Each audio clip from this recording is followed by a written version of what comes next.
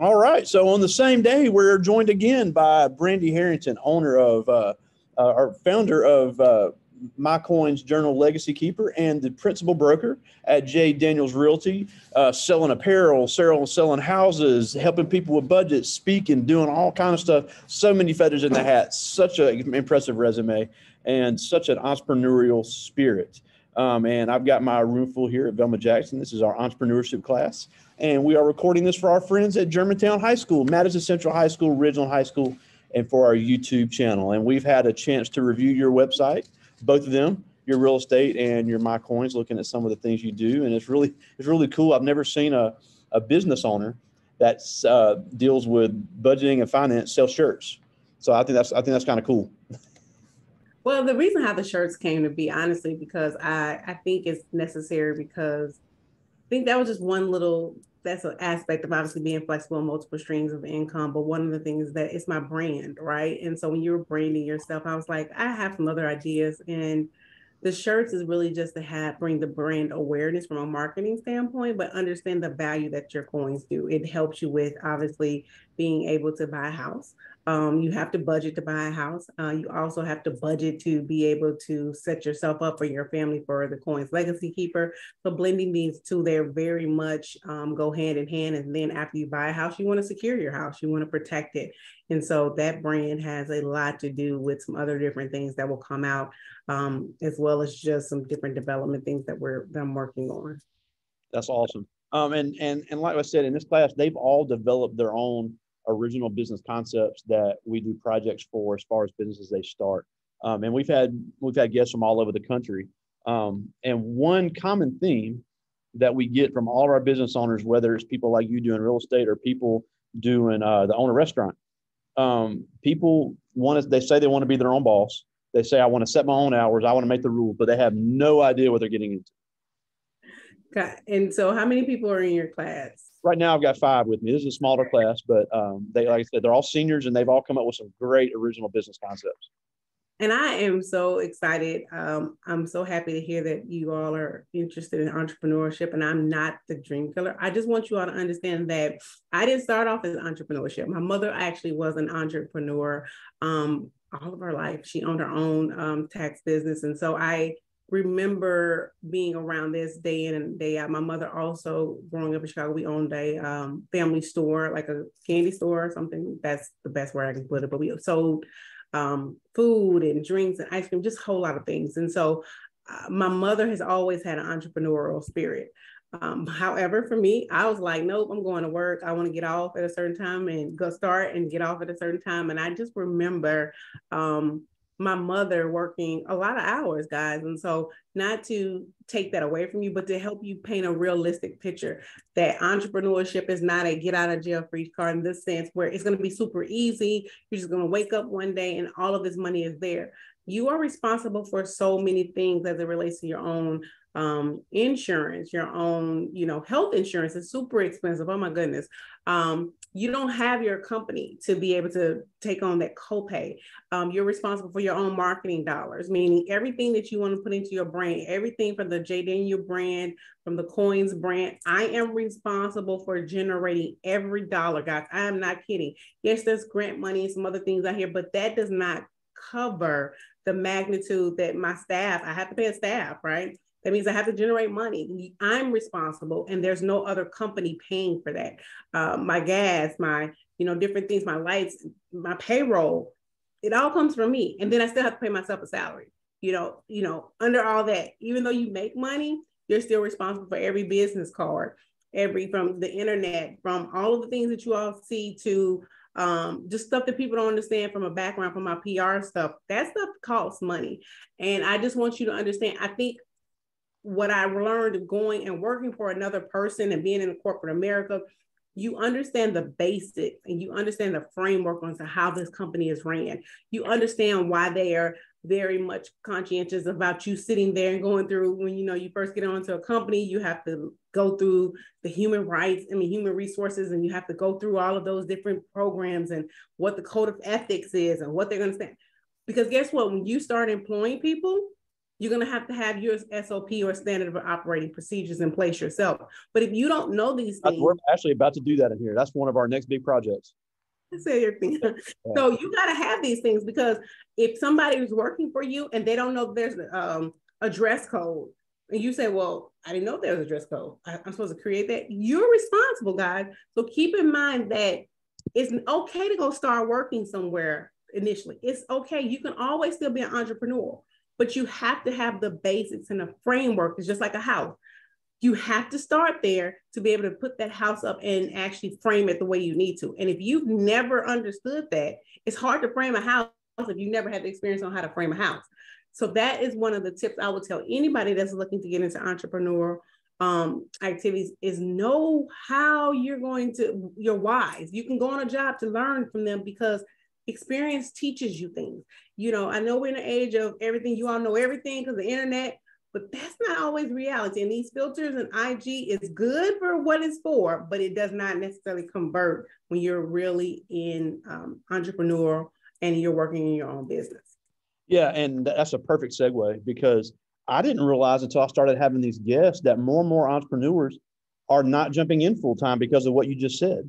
For example, we had one last year who owns a hair company in Jackson that is doing amazing things, but she is still a professor at Jackson State because she wants to keep her state benefits.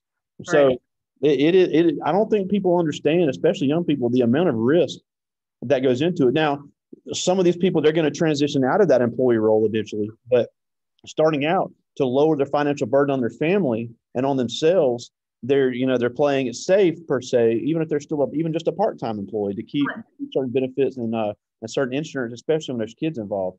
And also, right now, we are working on mission and vision statements, which, they may think it's silly, they may think it's not important, but it just plays a huge role, like you said, when it comes to your standing operating procedures, to how you're going to train your staff, to how you're going to determine your target market, and it also plays a role in your marketing, because believe it or not, customers actually look at what your mission statement is.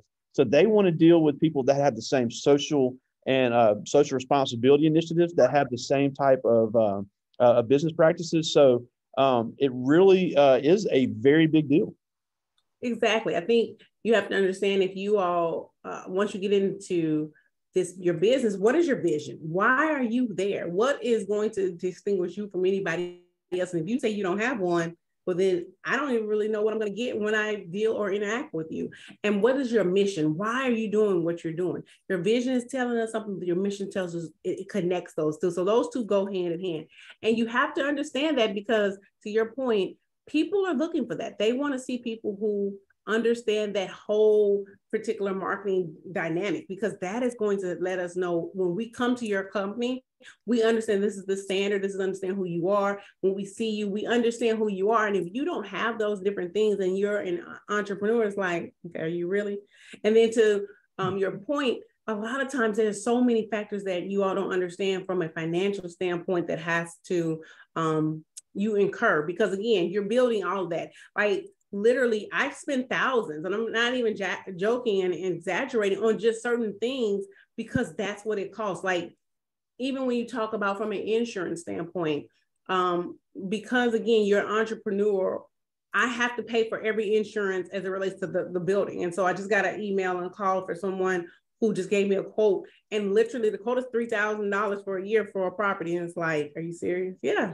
They need $800 down before they'll even bind the property. And then I have to make these payments. But the point I'm making is, this is just what you have to think of. So you think about it. If I'm getting a quote for them to bind a property, and it's going to cost $3,000 for the 1 year, and they need $800 before they'll start, I have to have revenue that's generated to pay this person to be able to put this house or under a contract. So think about this. And so this doesn't include lights and all the other stuff that goes into it, taxes. This is just to put insurance on this property. And it's like, well, do you need that? Absolutely. Because if something happens to the property, then I need to be able to make sure that the value is there and that it's covered for, you don't want that, but you just want to make sure you're okay. So again, that's not something somebody else pays for me.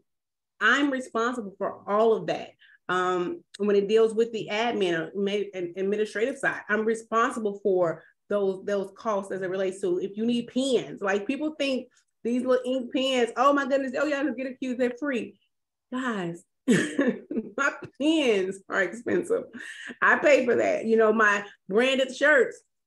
We just got some more. They just sent it. It was like $600-700. I'm like, just for some shirts. How many did we order? And we didn't get that many. So I'm telling you all this not to scare you, but to let you know that everything dollars. Like when we have our Coinz events, it costs me thousands to literally just have somebody set it up, just to go set it up for me. If I don't sell not one thing, I still have literally had to spend out thousands myself from a budget that I've had to create with the hopes of making my money back. So I give you all realistic situations to help you understand that this is a role. Yes, it has freedom, but again, if you're sleeping all day, how are you gonna make money?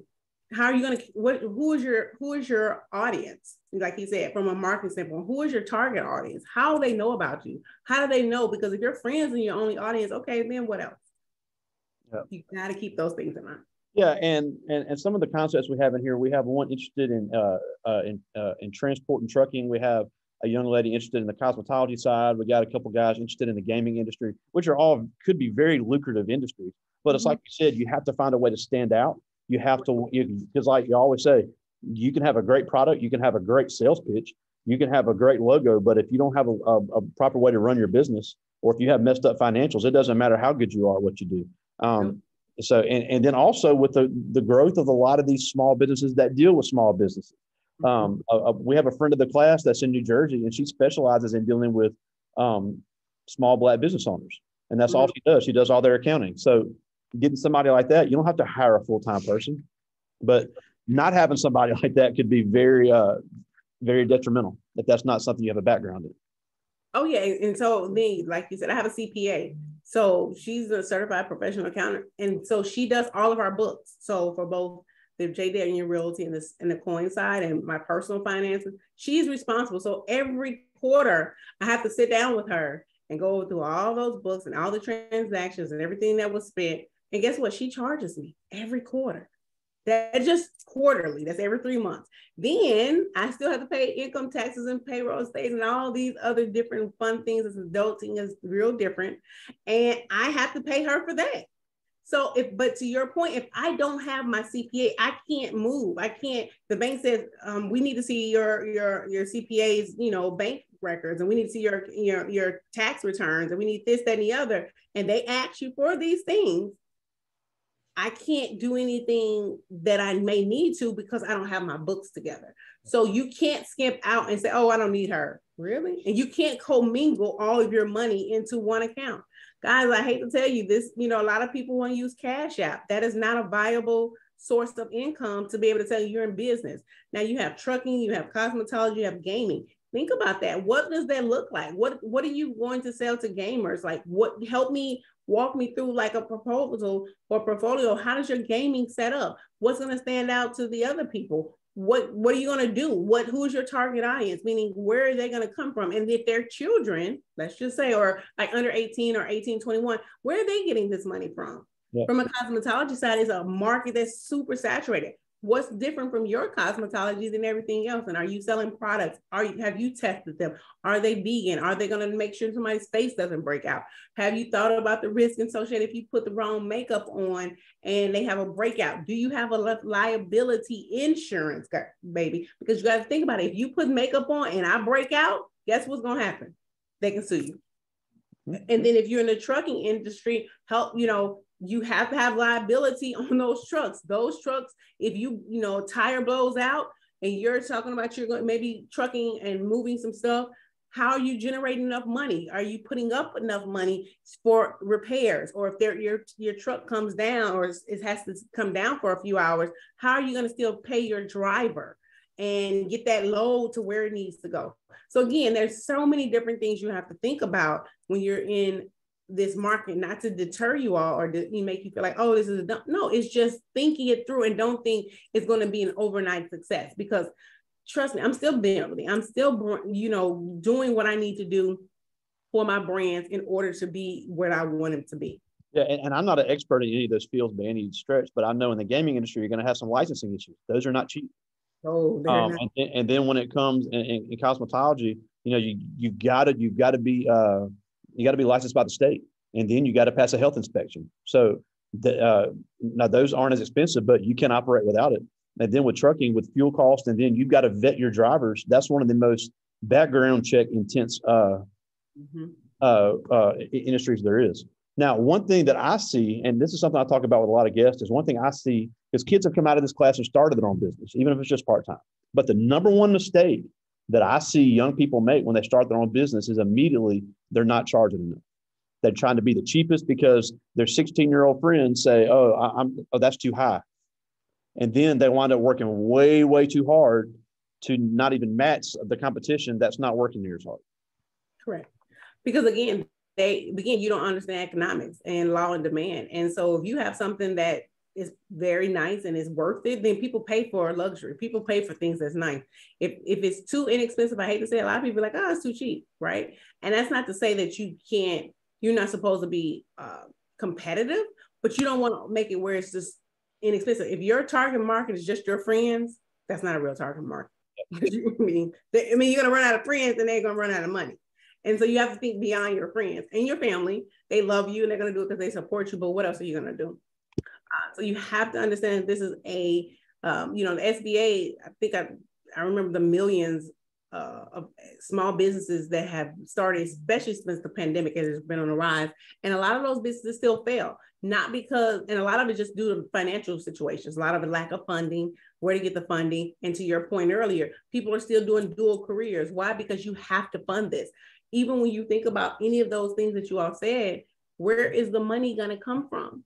You're going to have money for trucking. You have to have money for cosmetology. You're going to have to test and batch test things. I have people in this industry. And from a gaming standpoint, licenses, how are you going to get the money to market your product to America, to the world? Like, how are you going to do that? That requires money to do that. So working a job, continue to stay there for the benefits or whatever the salary looks like is obviously, it's important. And or either having multiple streams of income. You can't just think that one way is the only way. Yeah. Now, I don't know if you had anything you wanted to share on the screen. You do. You can show it. But while we're transitioning, I do have a couple questions. This person is Miles Woodard, and all these are seniors, and he's asking about on the financial side. How do you suggest people deal with the problem of security when it comes to their identity? In terms of their, I'm sorry, what was the their identity to secure their finances, so there's not a victim of identity theft. Oh, you have to be very careful with. Great question. You have to be very careful with where are you basically putting your identity.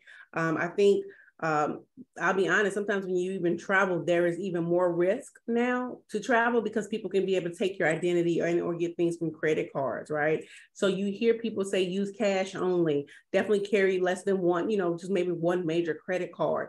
I also tell people from an identity standpoint, you definitely want to make sure you have the features turned on where if there's an immediate charge, it immediately posts to your phone. It pushes that notification. Why? Because now you're more conscious to say, wait, if something comes and you haven't, actually had your card or you not use it and that charge post, you don't have to wait days until you get the statement. You can be able to be a lot more, forthcoming with knowing exactly when that charge hits, so you can go ahead and contact your banking system. So for me, I would definitely say, just look at, different things which will allow you to be able to streamline that information, push it to your phones and or different emails to be able to ensure that should something happen, maybe you have limits on your account.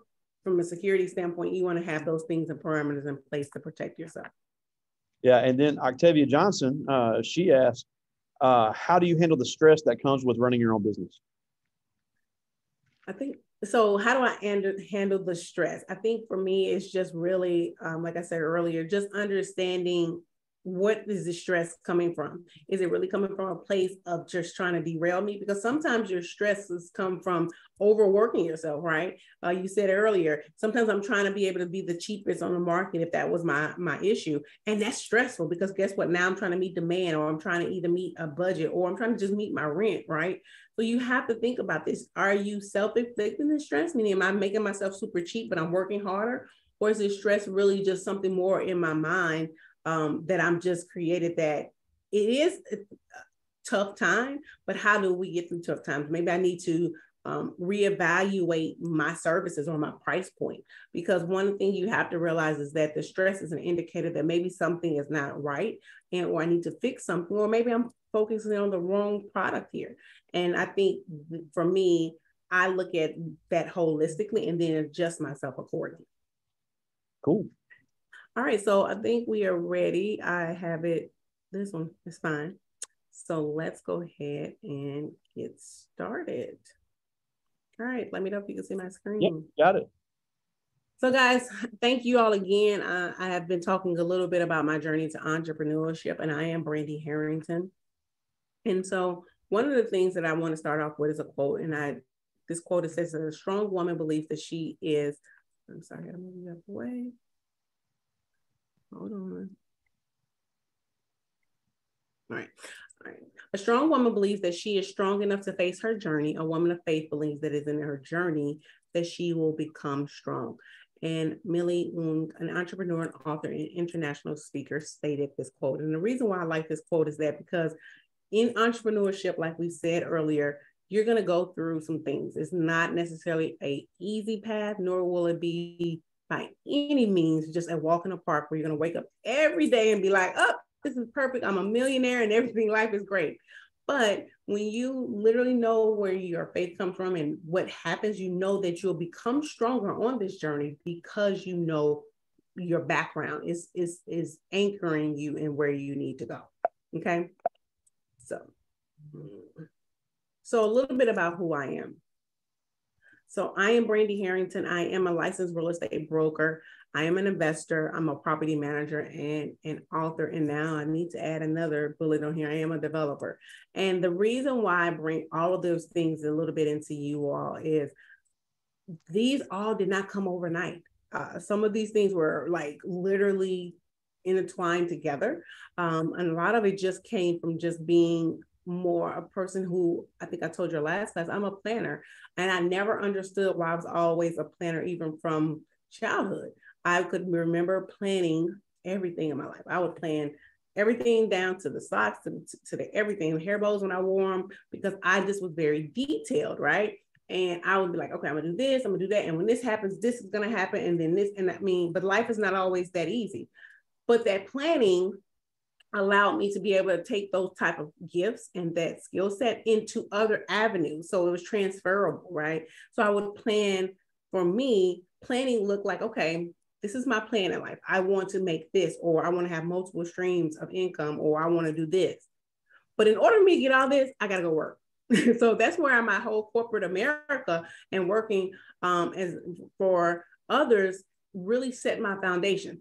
This is what you've seen now, but post, like if you told me 10 years from now, I would have never thought I would be here, because that's not what I thought. In my mind, I was just going to work and just, you know, like most people, retire in the sunset, but that's not where I was designed to be. So now though, being a licensed real estate broker, I found myself always being, you know, liking houses, liking the idea of helping people understand the value of home ownership. And so when I went and got my real estate license, again, planning this, but still working a job, I did that in the sense where I got let go. And I was like, well, this wasn't fun. I got fired. Like they just downsized, the company downsized me. And I was like, how am I going to pay my bills? So for me, I was like, back in my mind, oh, but I like to go into the houses. I like planning. I like helping people with houses. I did it all the time. I was, as an investor, I was buying property when I was working, again, a job, to be able to afford that. So for me, that was natural.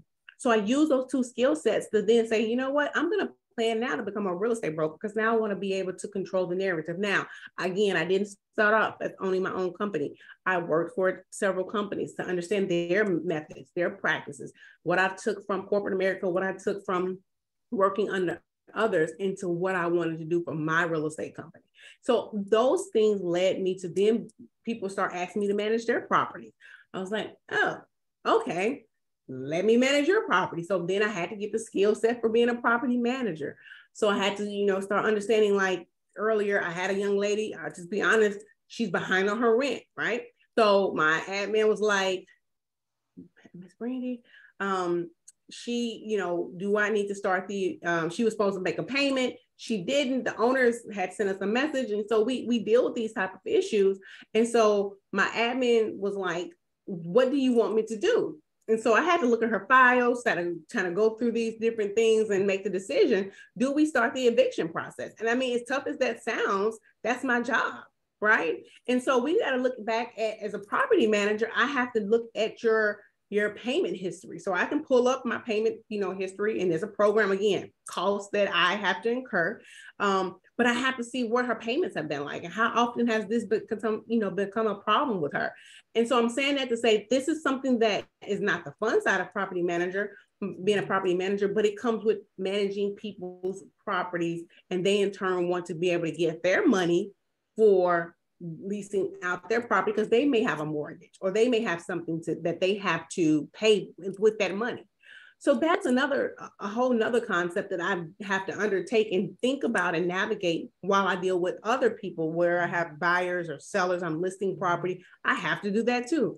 And then I'm an author of the Coinz Legacy Keeper, where I actually talk about the benefits. You have these houses, you have maybe rentals, you have now stuff of substance, or you're working towards it, protect it. And that really came because of a personal situation. And it tied into, this is what you do. If you are buying these properties and you're literally, we hear the term, oh, you got to just go and boss up and buy all these things, but you're not protecting it for your family. Well, who are you really doing this for? Because you hear too many times or too often that we lose our houses, or people lose houses, family members fall out, people just stop talking to each other. Families, literally anxiety issues, and they're upset, or they may, sometimes people get ill, meaning they get ill because they can't even understand where to start. And they're so scared of the fear of losing everything that they make themselves sick. And so the author was really birthed out of just what I went through as a result of just not understanding the value of just not just only working, but how to protect that. Okay.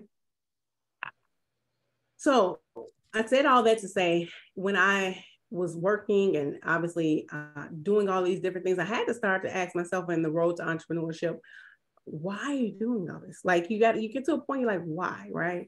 And for me, I was, before I became an entrepreneur, I was on the road a lot.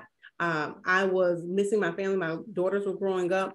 But one thing that I realized was that I still needed to be a mom, and I needed the flexibility to help my daughters because their schedules change. And I knew for me, my reasons for talking to others about the value that the Coinz Legacy Keeper gives people was rewarding, right? To understand that because of you or your book, my family didn't have to go through what I went through. I've heard testimonies where people have said, thank you. Just recently, a mother went through something and the family was able to still access her information. Why? Because she had the book. So this is well beyond me. It's not just me. Of course, my family is one reason, but the joy I get for helping others, whether they're investing in real estate, whether they're buying a house, understanding the value that real estate gives them, that to me is my why. I love being, obviously, just like I said earlier, starting at 8 or 7:30 in the morning rather, and ending at 5:30. But I became robotic. And for me, it was like I had another passion that I needed to deal with. And this was really my reasons why, which pushed me into now taking entrepreneurship into a full-time role. Now, I'll be honest, like I said earlier, I still worked when I did all these things. I at least started the investments when I was still employed by corporate America. And I, was still starting on helping people with understanding the value, but I just couldn't do it full time because of the time commitments my other job had for me, right? So my advice to people when we're talking about entrepreneurship and what to do is you have to start small, but don't dream small. Yeah. And you all have great dreams. And I think that's amazing, but you need to know that just because it's an infancy stage, it's not going to be 100% right, perfect now. I've changed different things throughout any of my brands a couple times. I've had to recreate myself. I've had to understand what is my end goal here. I started with just, I'll just give me a house. And then I ended up with multiple houses. I started with, I'll just manage a few properties. Then I ended up being a manager of multiple houses. I'm like, oh my goodness. it didn't start overnight, right? Now I own over 55 acres of land. That didn't you just don't own this much land overnight. It's time after time being consistent to whatever you're doing to get to the things that you're working on, guys. You got to build a strong support system. That's my second advice to people. And the reason why I say that is that you're going to need some people in your corner who will help you when those days and you're just like, you know what, I give up. Why? Because you're frustrated. Things are not working out. You're really just like, okay, am I supposed to do this? But if you have the strong support system, they help you understand the value in what you're doing. They help you understand your why. Because sometimes your support system can help remind you of who you are, right? They remind you like, this is why you're doing this. And they sometimes can carry that for you. Sometimes it may not always be family that's going to do it, because sometimes your family can't see your dream. They can't see your vision, but that doesn't mean that you're not supposed to have it. It's just that you might need to change your circle. And then you have to be passionate about your why. The reason why I say this is that this is super important, because there are some days where entrepreneurship gets lonely, guys. Because think about it. I don't get a chance anymore now to interact in schools or classroom settings in the corporate America. I used to cover, I was in sales. And so I literally covered the whole state of Louisiana. And so I was always gone. When I say always, I mean literally mean always. And so I stayed on the road constantly, but I interacted with so many different people that by the time I made it home, I was like, I don't care if I don't talk to anybody. But I say that to say my environment changed. And so when that happened, I didn't have that same dynamics, right? So entrepreneurship, if anyone who's been on here should say, sometimes it's lonely, because now most people are in work, right? They're interacting with different people. You may be in your office sometimes by yourself, or you're in settings where my admin may be out working, she's maybe working remote, and maybe this is going to be where I'm just going to be in my mode all day by myself. So there may not be any actions like from going to visit somebody, because most of my work may be in an office setting to build the framework for whatever I'm about to go into doing. So sometimes you have to understand that your why can get lonely, and you're like, am I really doing this? And you have to say yes, because this is what I'm passionate about. And that brings you back to your ground and your centeredness, right? That helps you realize this is why I'm here. And when you're on this road to entrepreneurship, you'll see that these different things, although they may not, right now, you're like, oh, it's just, I just think it's gonna be overnight success. Nobody who will even tell you, from showbiz to basketball to any of these things. So even when you look at your best trucking, cosmetology, and gaming companies, nobody even started over, they blinked and it was, a success. I had a chance to go to Seattle not too long ago, and I had a chance to go, and I went where the first Starbucks was ever oh, wow, started. And guys, I'll be honest, I was like, this is Starbucks? This is it? Like, super small building. The symbol that we see now has been changed. It looked like it's still, now the original is still up in there, but it looked almost like a mermaid type of something before they've changed it to 2022. But the building is small. I'm talking about tiny. It's a tiny little building, probably no bigger than your classroom, if not smaller. And that's where Starbucks started from. It was not what we see today. And I use that example because I need you to understand that Starbucks wasn't a Starbucks in the sense of everybody knew their name until the brand started to get the momentum behind it. So you have to realize this does not happen overnight. Everything that you're going to do is going to be small increments to where you need to be. And then when you're in position, right, you've done your dues, you've put your framework together, you've put this house up together, your SOPs and your standing operating procedures are in place. And maybe they may not be perfect, but you at least have those things in place.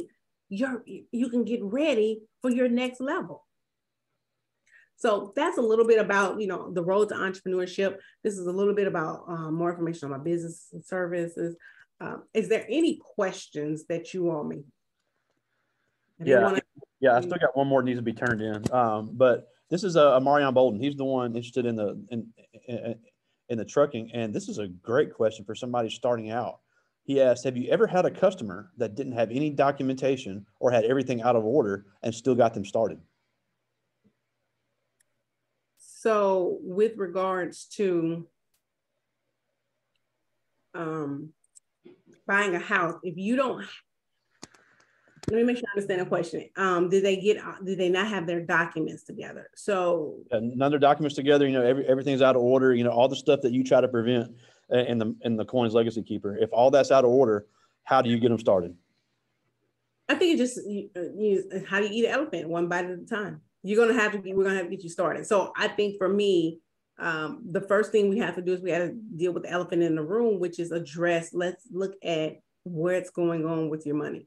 We have to know. So for me, I've had people who would tell me that they didn't have everything in place, right? They didn't have all of the stuff where they needed to, but they took each chapter and they just started to work on it, and it led to them completing the actual Legacy Keeper, and it finally connected, and they finally got everything together.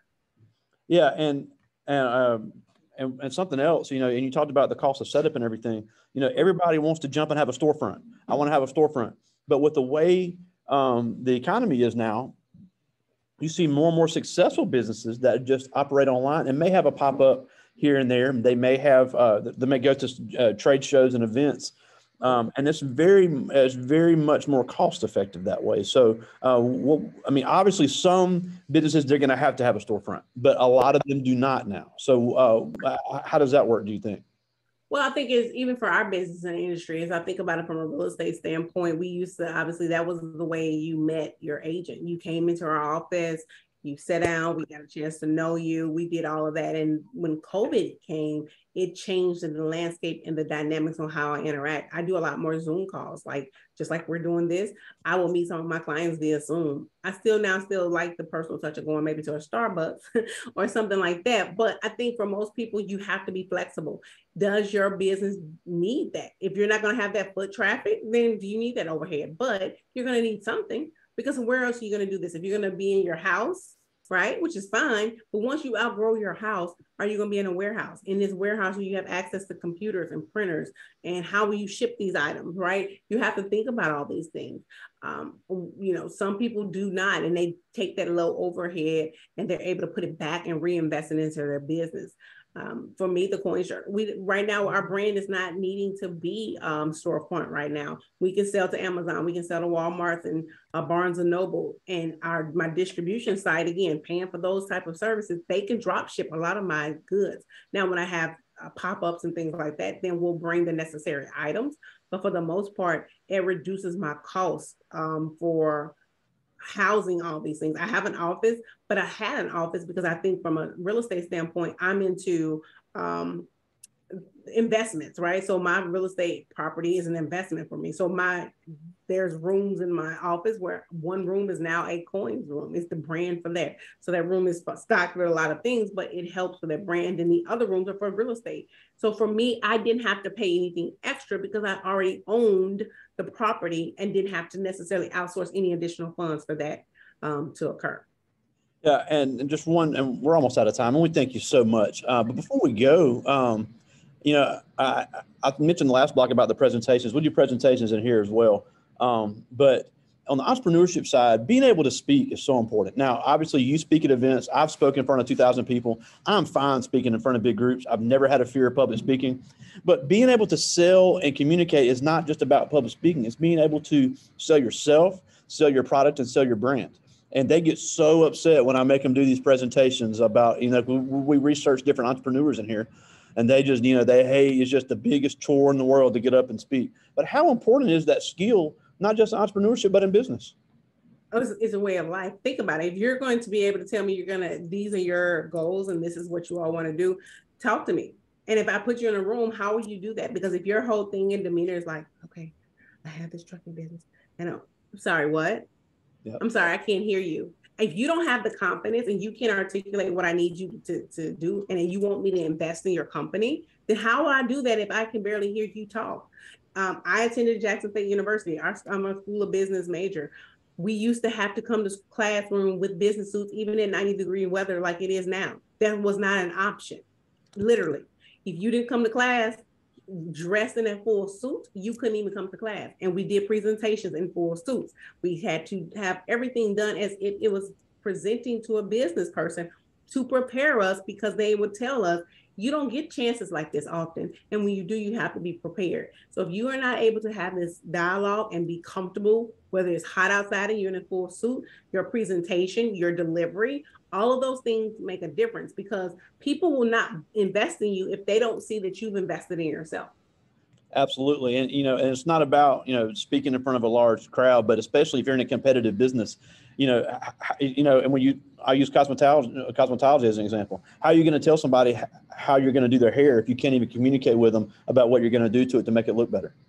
Correct. How are you going to take somebody's money to ship something if you can't tell them exactly what it's going to be transported in and when it's going to get there? So it's not about, for anybody watching later, we're not trying to make you nervous or make you scared. We're trying to get you that skill to be able to sell yourself, which is one of the most important skills in any type of entrepreneurship or business. But Brandee Harrington, we thank you so much for joining us. Before we go, tell us where to find all your websites one more time.